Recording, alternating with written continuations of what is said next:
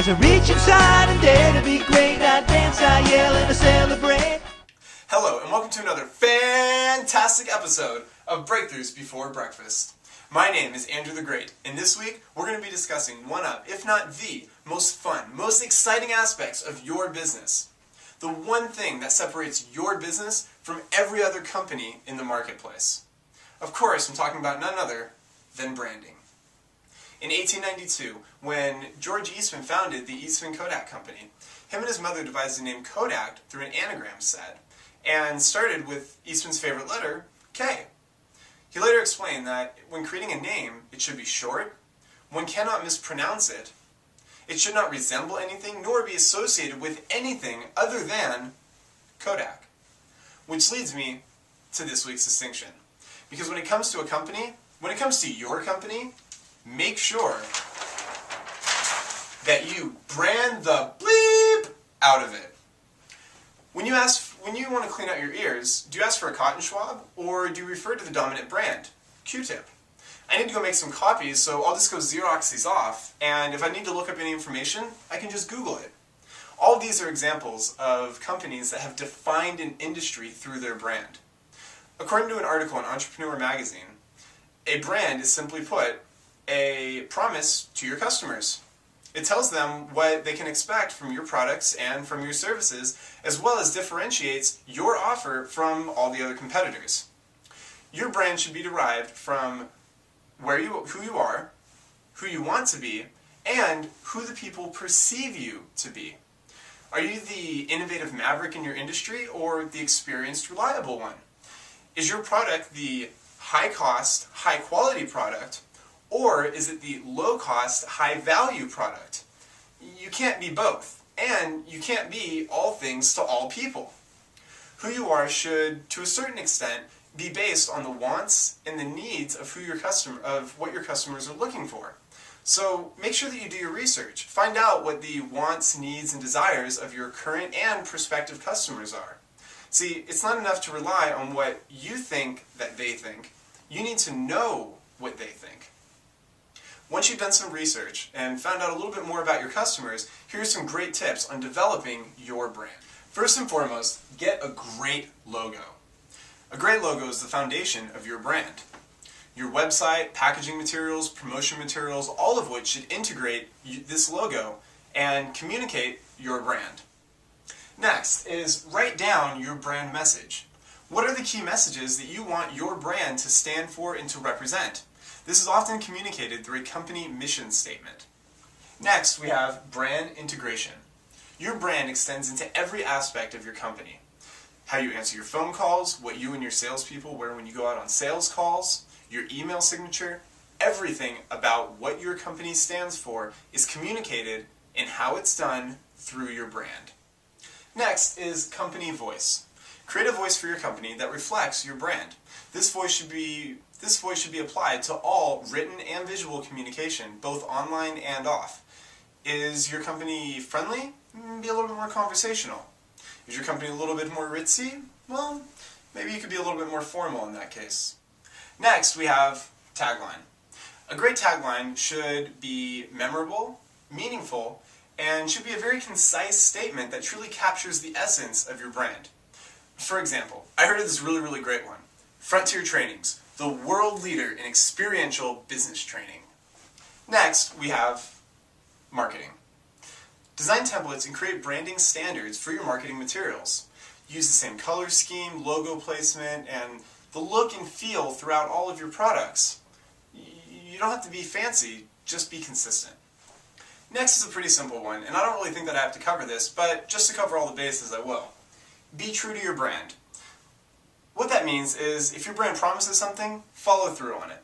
Customers are not going to be coming back to you, nor referring other customers to you if you don't deliver on your brand's promise. Lastly, we have be consistent. Now, this is actually last on the list for a couple of reasons. First, it incorporates all of the above. Second, it's absolutely the absolute most critical.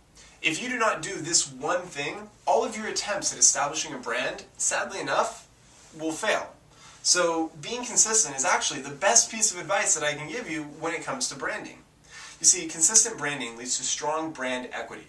which means the added value to your company's products or services, which allows you to charge more for your company's brand versus unbranded, identical products in the same marketplace. A great example of this would be Coke versus generic soda.